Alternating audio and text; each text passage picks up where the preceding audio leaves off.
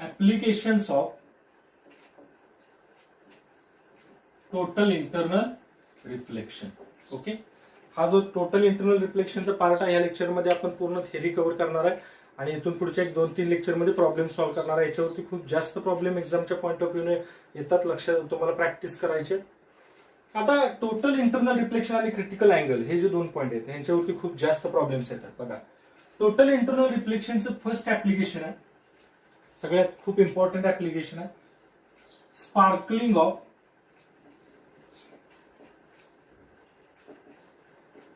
Diamond. Sparkling of diamond. तुम्ही बऱ्याच जणांनी डायमंड बघितलं असेल. डायमंड कशासाठी फेमस आहे रे? तर डायमंड काय, डायमंडच्या स्पार्कलिंग साठी फेमस आहे. तो चकाकतो, बरोबर, त्याची चमक जी आहे ती खूप जास्त असते, बरोबर आहे की नाही? त्याच्यासाठी डायमंड फेमस आहे आणि जितका जास्त स्पार्कलिंग असेल तेवढं जास्त त्या डायमंडला किंमत असते. आता ह्या डायमंडचं स्पार्कलिंग कशामुळे होतं बघा, तर तुम्हाला माहित आहे डायमंड ज्या मटेरियल पासून बनवतात त्या मटेरियलचा रिफ्रॅक्टिव्ह इंडेक्स किती असतो? 2.4 किंवा 2.6 च्या आसपास रिफ्रॅक्टिव्ह इंडेक्स असतो. म्हणजे खूप जास्त रिफ्रॅक्टिव्ह इंडेक्स आहे हा, बरोबर. आणि तुम्हाला माहित आहे IC, sine of IC is equal to काय? 1/μ. म्हणजेच क्रिटिकल अँगल आणि हा रिफ्रॅक्टिव्ह इंडेक्स हे कसे आहेत एकमेकांना? Therefore critical angle is inversely proportional to mu. म्हणजे ज्याचा म्यू जास्त असेल त्याचा क्रिटिकल अँगल कसा असणार आहे? कमी असणार आहे. लक्षात, ज्या मटेरियलचा रिफ्रॅक्टिव्ह इंडेक्स जास्त असेल, इथे लिहून ठेवतो, ज्या मटेरियलचा रिफ्रॅक्टिव्ह इंडेक्स जास्त असेल त्या मटेरियलचं त्याच्यासाठी आयसी कमी असतो, खूपच कमी क्रिटिकल अँगल असतो आणि त्याच्यात लवकर म्हणजे खूप कमी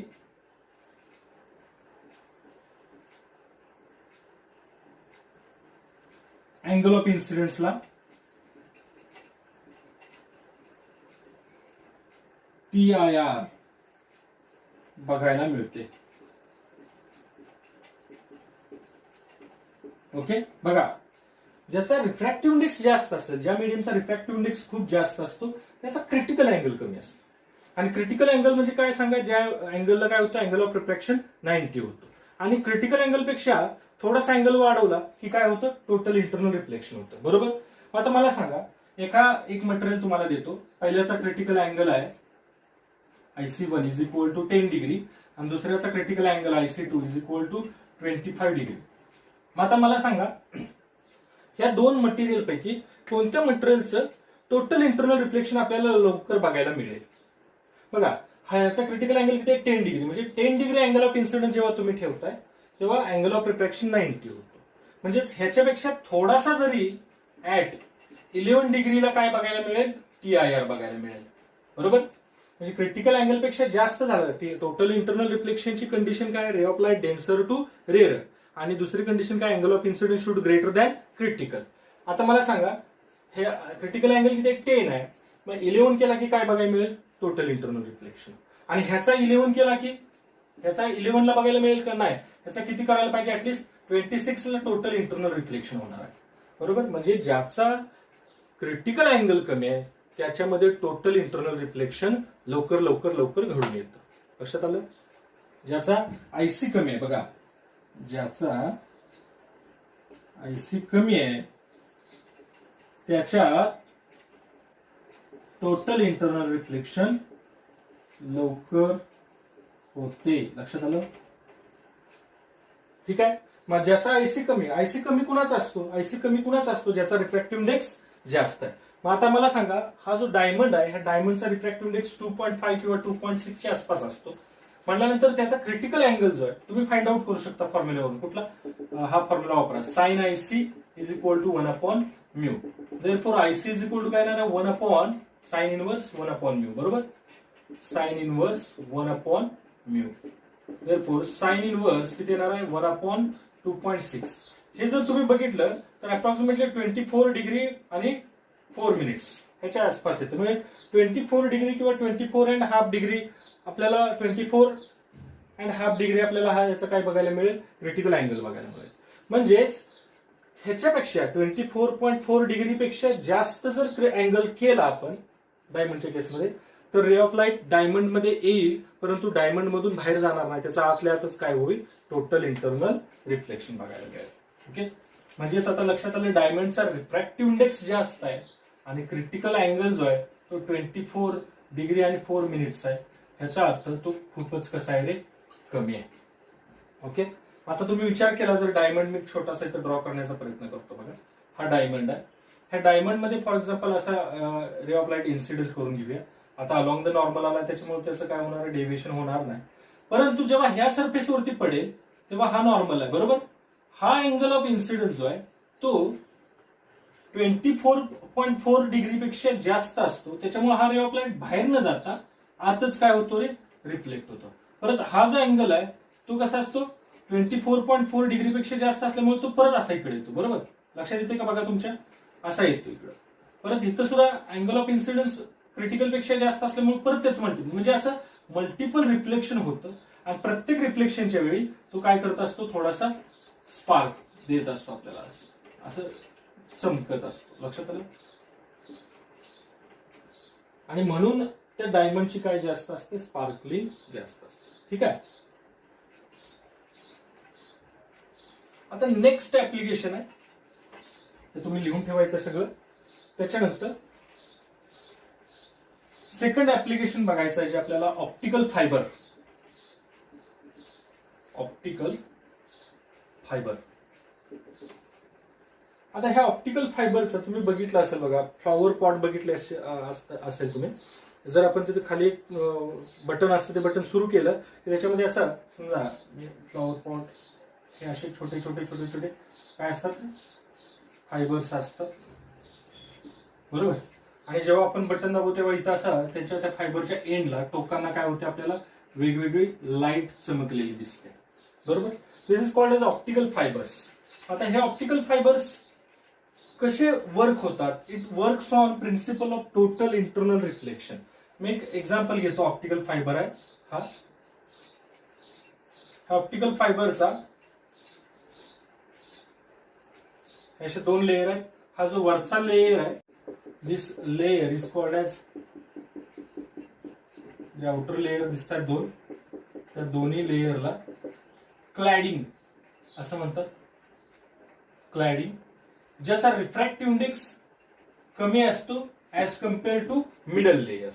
हा जो मिडल लेयर आहे त्याला म्हणतात कोर. त्याला काय म्हणतात, कोर. ह्याचा रिफ्रॅक्टिव्ह इंडेक्स जास्त असतो. आलं लक्षात. बघा, हा जो सेंट्रल पार्ट आहे, मधला पार्ट आहे, त्याला काय म्हणायचं, कोर. त्याचा रिफ्रॅक्टिव्ह इंडेक्स जास्त असतो. त्याच्यामुळे ते काय होईल रे, कसलं मीडियम, डेन्सर मीडियम. आणि क्लॅडिंग, जे आउटर मीडियम आहे, आउटर आपण सपोर्ट दिलाय त्याला, आउटर जे कव्हर केलेलं आहे त्याला आपण काय म्हणतो, क्लॅडिंग. ज्याचा रिफ्रॅक्टिव्ह इंडेक्स कमी असतो, मग ते कसलं मीडियम होईल, रेरर मीडियम. ओके. आता हा एक ऑप्टिकल फायबर मी घेतलाय. आता ह्याच्यामध्ये काय होतंय बघा, एक लाईट इन्सिडेंट होते. अशी समजा लाईट इन्सिडेंट झाली, समजा अशी लाईट इन्सिडेंट झाली. ठीक आहे. जेव्हा ही लाईट, आता इथं नॉर्मल टाकला आपण, जेव्हा ही लाईट काय होते, ह्या क्लॅडिंग मध्ये, कोर मधून ह्या क्लॅडिंग वरती बघा निघालेली, कशातून, इथं कोर मधून निघालेली आहे बघा. अशी ह्या पॉईंट पासून ते या पॉईंट पर्यंत कोर मधून गेली, बरोबर, मिडल पार्ट मधून. आता कोर मधून जेव्हा ही क्लॅडिंग मध्ये घुसण्याचा प्रयत्न करते, तेव्हा हा जो अँगल आहे, हा angle greater than critical angle होतो, बरोबर. त्याच्यामुळं त्याचं काय होतं बघा, डेन्सर मधला, denser medium to rarer medium मध्ये निघालाय. आणि angle of incidence is greater than critical angle, म्हणजे काय होणार आहे, टोटल इंटरनल रिफ्लेक्शन झालं. म्हणजे या पॉइंटला काय झालं रे, टोटल इंटरनल रिफ्लेक्शन. म्हणजेच लाईट बाहेर नाही गेली, बरोबर, ह्या फायबरच्या बाहेर नाही गेली. परत आता लाईट असं वरून परत सेकंड सरफेस वरती पडली. इथं सुद्धा अँगल ऑफ इन्सिडन्स कसा असतो, क्रिटिकल पेक्षा जास्त. म्हणजे इथं काय होणार, टोटल इंटरनल रिफ्लेक्शन होणार. इथं सुद्धा अँगल ऑफ इन्सिडन्स किती होतं, क्रिटिकल पेक्षा जास्त होतो. म्हणजे इथं काय होणार, टोटल इंटरनल रिफ्लेक्शन होईल, बरोबर. इथं सुद्धा अँगल ऑफ इन्सिडन्स क्रिटिकल पेक्षा जास्त होतो. इथं सुद्धा काय होईल रे, टोटल इंटरनल रिफ्लेक्शन, आणि असं करत करत लाईट काय होते, एक्झिट होत असते ह्या ऑप्टिकल फायबर मधून. आता हे झालं सेकंड ऍप्लिकेशन. थर्ड ऍप्लिकेशन कुठलं आहे बघा.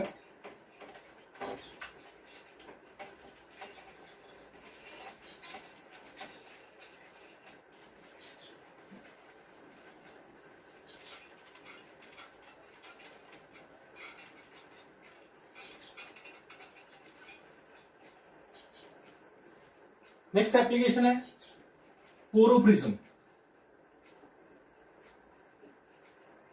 आता पोरोप्रिझम हा कसला आहे, एक राईट अँगल्ड आयसोसेलेस प्रिझम आहे. म्हणजेच काय आहे, समजा एक मी प्रिझम कन्सिडर करतो.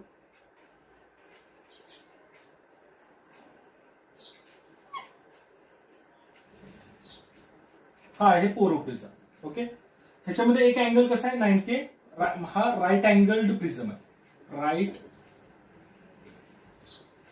Angle isosceles prism. ओके, मग आता ह्याच्यामध्ये होतं काय बघा. आता हा ट्रायंगल फक्त थोडासा मी असा टिल्ट करतो, असं करतोय बघा.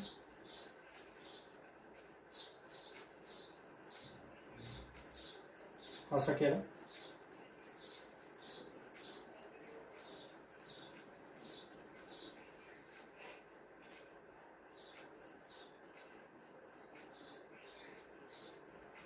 ओके, आता हा ह्याच्यामधून लाईट एंटर झाली. आता मला सांगा, हा जो सरफेस आहे इथून एअर मीडियम मधून रिफ्रॅक्टिव्ह इंडेक्स असलेल्या ग्लासमध्ये शिरणार आहे, बरोबर. ग्लास प्रिझम आहे हा. आता इथं काय झालं, तर along the normal ray of light incident झाला, त्याच्यामुळे त्याचं डेव्हिएशन होणार नाही, तो सरळ जाईल. आता इथं काय होतं, हा अँगल ऑफ इन्सिडन्स हा ग्रेटर दॅन क्रिटिकल अँगल झाल्यामुळे हा असा, त्याचं काय होतं, टोटल इंटरनल रिफ्लेक्शन होतं. आणि परत एकदा इथं सुद्धा अँगल ऑफ इन्सिडन्स हा ग्रेटर दॅन क्रिटिकल झाल्यामुळे याचं परत एकदा काय होतं, टोटल इंटरनल रिफ्लेक्शन होतं. आणि आता मात्र काय होतंय, ह्या सरफेसकडे जेव्हा जाणार आहे तेव्हा अलॉंग द नॉर्मल जाईल आणि तो रे ऑफ लाईट असा बाहेर पडेल. म्हणजे रे ऑफ लाईटचं काय होतं तेव्हा, तर 2 टाइम्स टोटल इंटरनल रिफ्लेक्शन होणार आहे. ओके, अँड जे काय डेव्हिएशन होणार आहे ते कितीचं डेव्हिएशन होणार आहे सांगा. Deviation is equal to 180 degree. बघा, रे ऑफ लाईट गेला आणि परत आहे असा, समजलं. दिस इज कॉल्ड ॲज पोरोप्रिझम, म्हणजेच राईट अँगल आयसोसेलेस प्रिझम. हे एक ऍप्लिकेशन काय झालंय, टोटल इंटरनल रिफ्लेक्शनचं आहे. आणि जे खूप फेमस ऍप्लिकेशन आहे, लास्ट ऍप्लिकेशन टोटल इंटरनल रिफ्लेक्शनचं, ते आहे मिराज. मिराज म्हणजे काय आहे, मृगजळ.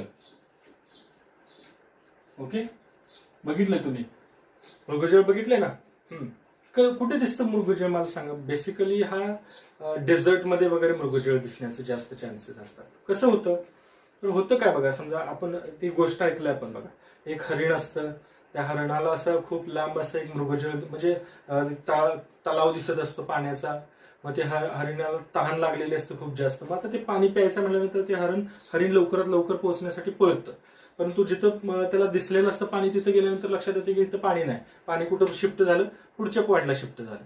मग परत त्याला तहान लागलेले म्हटल्यानंतर अजून तो काय होतोय, पुढच्या पॉईंटला पळत जाण्याचा प्रयत्न करतोय. असं करत करत करत करत डेझर्टमध्ये किंवा जंगलामध्ये जे हरिण आहे त्या हरणाला पाणी शेवटी काय होतं, मिळतच नाही. मग काय होतं, तो हरिण बिना पाण्याचाच काय होतं रे, त्याचा जीव जात असतो, बरोबर. त्याला आपण कसलं म्हणतो, मृगजळ म्हणतो. मृग म्हणजे हरिण, बरोबर आहे की. मग हे मृगजळ का दिसतं, तर त्याचं जे प्रिन्सिपल आहे, वर्किंग प्रिन्सिपल आहे किंवा फॉर्म होण्याचं प्रिन्सिपल आहे, ते टोटल इंटरनल रिफ्लेक्शन. बघूया काय होतं ते. तर होतं काय बघा, सनी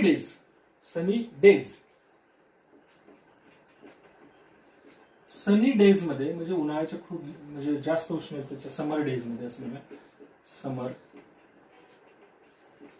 ओके, जी जमिनी लगतची हवा आहे, जमीन काय होतं, खूप जास्त सूर्यप्रकाश पडल्यामुळे काय होतं, जमीन तापते आणि जमिनी लगतची जी हवा आहे ती गरम होते. आणि गरम झाल्यामुळे ती काय होते, हलकी होते आणि त्याचा रिफ्रॅक्टिव्ह इंडेक्स कमी होतो, ती रेअर होते. लक्षात आलं. परत एकदा बघा, समजा हा अर्थ सरफेस आहे किंवा ही अर्थ सरफेसच्या जवळची एअर आहे. ओके, हे आता काय झालेले आहे, हॉट झालेले, हॉट एअर, ज्याचा रिफ्रॅक्टिव्ह इंडेक्स काय झालेला आहे, कमी झालेला आहे. म्हणून ते आता काय म्हणून काम करणार आहे, रेअरर मीडियम मधून काम करणार आहे. ओके, परंतु ही झाली जमिनीच्या जवळची, जमिनी लगतची हवा. परंतु जी वरची, ह्या हवेच्या वरचा लेयर आहे तो मात्र कसा आहे, थंड आहे. लक्षात आलं. मग ह्या जो वरचा लेयर आहे हवेचा, हा कसा आहे, कोल्ड आहे, कूल आहे, कोल्ड एअर. ह्याचा रिफ्रॅक्टिव्ह इंडेक्स मात्र as compare to this air कसा आहे, जास्त आहे. म्हणून as compare to this air ही काय म्हणून काम करेल, डेन्सर मीडियम म्हणून काम करेल. लक्षात आलं. ठीक आहे, असे हवेचे लेयर्स आहेत. आणि समजा इथं कुठेतरी असं झाड आहे, असं झाड आहे समजा. ओके, आता होतं काय, तर ह्या झाडावरून सनलाइट म्हणजे अशी इकडे येते. लक्षात आलं का बघा, सनलाइट आहे ती झाडावरती अशी पडत असते, तसेच इकडे सुद्धा पडत असते सगळीकडे. मग ह्या पॉइंटला जेव्हा झाडावरती लाईट पडते सनकडून, तेव्हा काय होतं, ती रिफ्लेक्ट होते. रिफ्लेक्ट होऊन ती कुठे जाते, ह्या मीडियम मध्ये जाते, म्हणजेच वरच्या कोल्ड एअर मध्ये जाते. आता कोल्ड एअर मधून परत रे ऑफ लाईट कुठे निघालेली आहे, खाली जमिनीकडे निघालेली, बरोबर. आता इथं काय झालं, तर हा जो आहे हा अँगल, हा क्रिटिकल अँगल पेक्षा जास्त होतो. I is greater than I C, critical angle पेक्षा जास्त होतो. ऍज वेल एज जे लाईट आहे, हा जो इन्सिडेंट रे आहे तो कशामधून, डेन्सर मीडियम मधून कशामध्ये निघालाय, रेअर, म्हणजेच वरच्या हवेच्या थरामधून खालच्या थरामध्ये निघालेला आहे. बरोबर, वरचा थर कसला डेन्सर आहे, कारण तिथं काय झालेलं आहे, थंड असल्यामुळे तिथं रिफ्रॅक्टिव्ह इंडेक्स जास्त झालेला आहे. आणि खालची जी जमिनी लगतची हवा आहे ती कसली आहे, हॉट असल्यामुळे तिचं काय झालेलं आहे, थोडीशी हलकी झालेली आहे, त्याचा रिफ्रॅक्टिव्ह इंडेक्स कमी झालेला म्हणून काय म्हणून काम करते, ती रेअरर मीडियम म्हणून काम करते. मग रे ऑफ लाईट जेव्हा डेन्सर मीडियम मधून रेअरर मीडियम मध्ये जाण्याचा प्रयत्न करतोय, तेव्हा अँगल जो आहे तो क्रिटिकल पेक्षा जास्त असेल तर तो खाली न जाता त्याच मीडियम मध्ये काय होतो, याचा वर जातो. इथं जर समजा आपला डोळा असेल तर आपल्याला हा जो रे ऑफ लाईट आहे, हा रे ऑफ लाईट हा ह्या झाडाकडून न आलेला, म्हणजे झाडाकडून आलेला असं आपल्याला फील होत नाही, तर कुठून आलाय फील असं होतं, आपल्याला इकडून आला असं फील होतं. लक्षात आलं. म्हणजेच इथं असं काय दिसतं आपल्याला, त्या झाडाची एक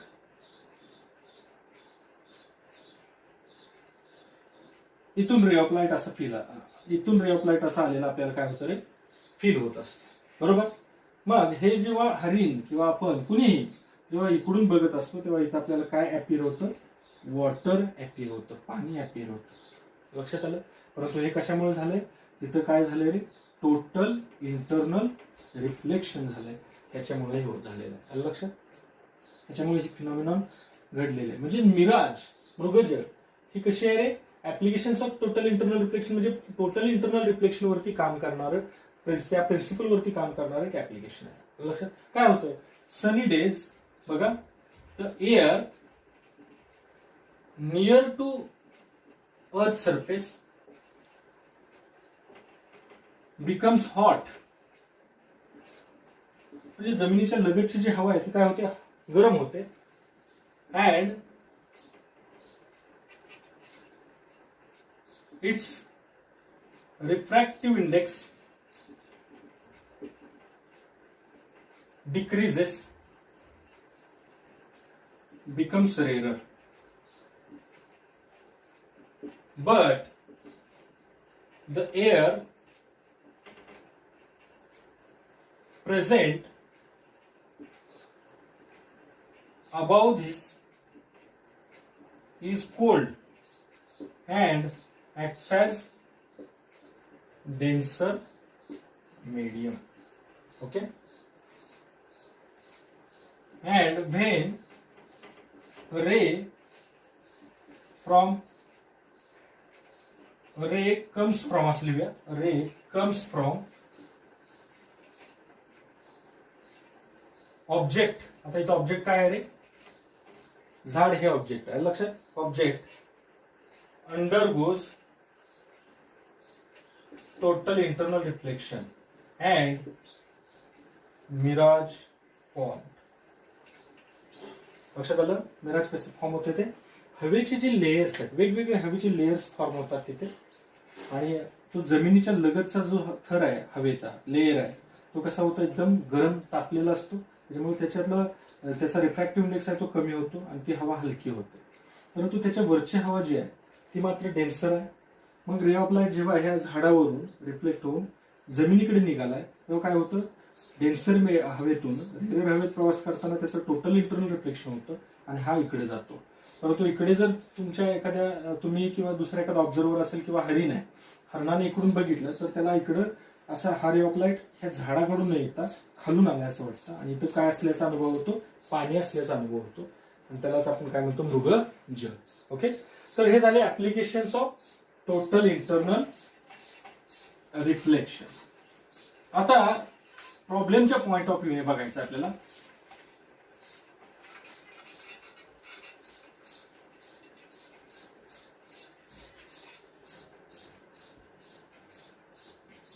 प्रॉब्लेमच्या पॉइंट ऑफ व्ह्यूने बघा, समजा हे पाणी आहे आणि ह्या पाण्यामध्ये एच एवढ्या डेप्थ वरती एक बल्ब ठेवलाय. समजलं, हे पाणी आहे आणि ह्या पाण्यात किती रे, एच एवढ्या डेप्थ वरती बल्ब आहे. ओके, जर एच डेप्थ वरती, डेप्थ मध्ये एच डेप्थ पाण्यामध्ये बल्ब ठेवला तर काय होतं बघा. तर जेव्हा एच डेप्थ पाण्यामध्ये बल्ब ठेवला तेव्हा हा जो पाण्याचा सरफेस आहे, ह्या पाण्याच्या सरफेस वरती एक सर्क्युलर रिंग फॉर्म होते. ही अशी सर्क्युलर एक रिंग फॉर्म होत असते, अशी सर्क्युलर रिंग फॉर्म होते. तर सरफेसवर सर्क्युलर रिंग तयार होते. तर आपल्याला काय विचारतात प्रश्नामध्ये, तर ही जी सर्क्युलर रिंग फॉर्म झालेली आहे, ह्या रिंगचा हा सेंटर आहे, तर ह्या रिंगची रेडियस किती आहे, तर रेडियस शोधा असा प्रश्न विचारतो. लक्षात आलं, सिच्युएशन काय बघा, काय सिच्युएशन, एक लेक आहे असं कन्सिडर करू, बरोबर, तलाव आहे आणि त्या तलावामध्ये किंवा पाण्याच्या स्विमिंग पूलमध्ये एच एवढ्या डेप्थ मध्ये एक बल्ब चालू ठेवलाय आपण, बल्ब सोर्स ऑफ लाईट चालू करून ठेवलेला आहे आणि ह्या बल्बकडे जर आपण बघितलं तर त्या बल्बच्या बरोबर वर एक सर्क्युलर रिंग तयार झालेली लाईटची सर्क्युलर रिंग अशी फॉर्म झालेली दिसते. तर त्या सर्क्युलर रिंगची आपल्याला रेडियस फाइंड आउट करायला प्रश्न विचारतो. समजली कन्सेप्ट.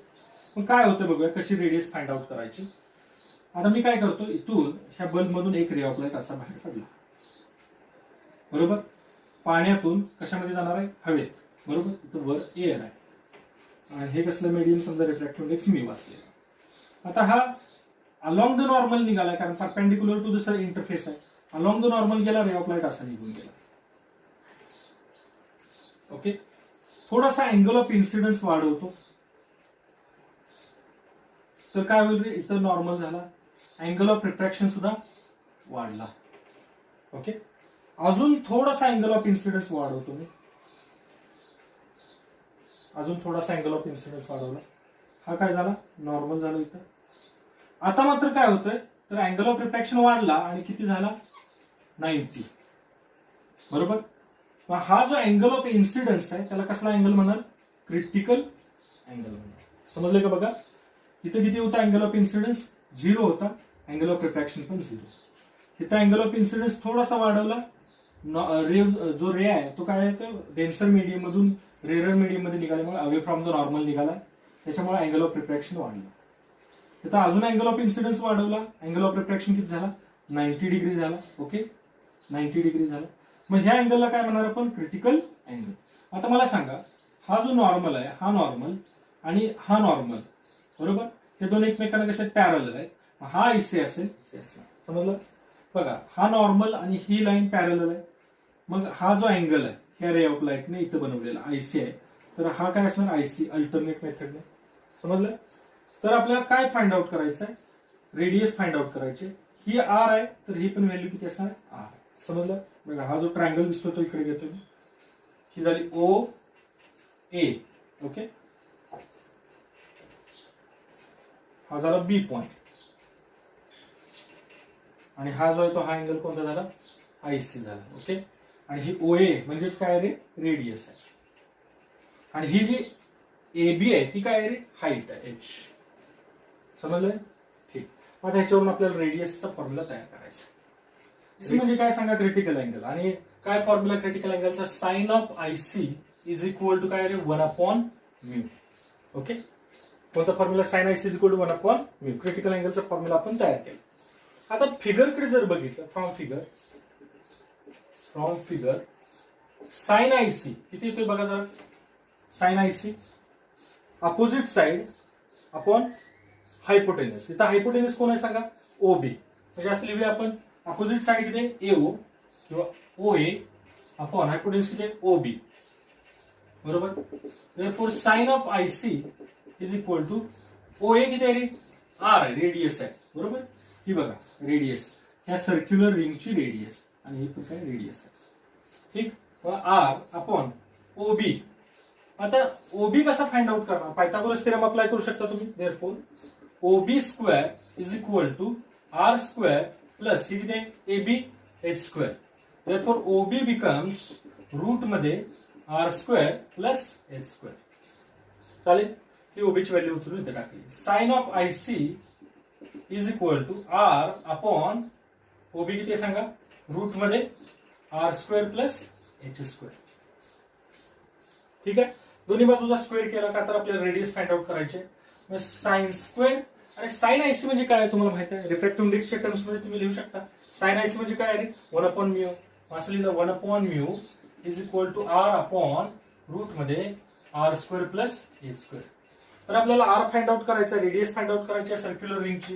आपल्याला आपण स्क्वेअर केला 1/μ square is equal to R square upon R square plus H square. Okay.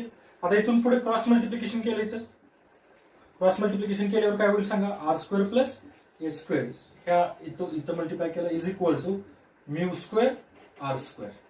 Okay. हा आर स्क्वेअर पलीकडे गेला सबट्रॅक्ट होईल काय होईल h square is equal to mu square r square minus r square.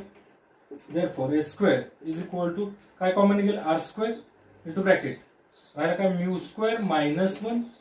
Therefore r square is equal to h square upon mu square minus 1. आपल्याला रेडियसचा formula तयार करायचा आहे म्हणून रेडियसचा फॉर्म्युला काय होईल रे R is equal to H upon root mu square minus 1.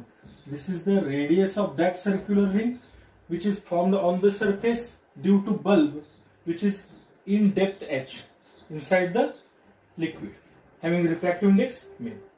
Okay. समजलं. आता ह्याच्यावरती सिमिलर प्रॉब्लेम काय विचारतात बल्बच्या ऐवजी काय काय मासा ठेवतात. समजा फिश आहे बरोबर आणि त्या फिश वरून रे ऑफ लाईट रिफ्लेक्ट होऊन येत आहे तर सर्क्युलर रिंग जी फॉर्म होणार आहे ती किती असेल तर सेम फॉर्म्युला वापरायचा. फिश साठी सुद्धा सेम फॉर्म्युला. आणि अजून सांगतो तुम्हाला असा प्रश्न विचारतात की फिशला किती एरियामध्ये दिसेल. फिशला जो वरचा भाग आहे तो किती दिसणार आहे तर जेवढी सर्क्युलर रिंग आहे तेवढीच विजिबिलिटी कुणाला असणार आहे फिशला असणार आहे. म्हणजे सर्क्युलर रिंगचा जेवढा एरिया आहे तेवढाच एरिया हे फिशला दिसणार आहे. लक्षात. कुठं लिहूया इथं आपण फिशच्या केसमध्ये फॉर फिश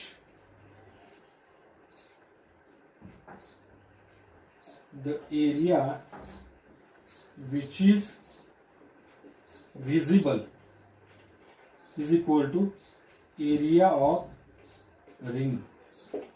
समजलं.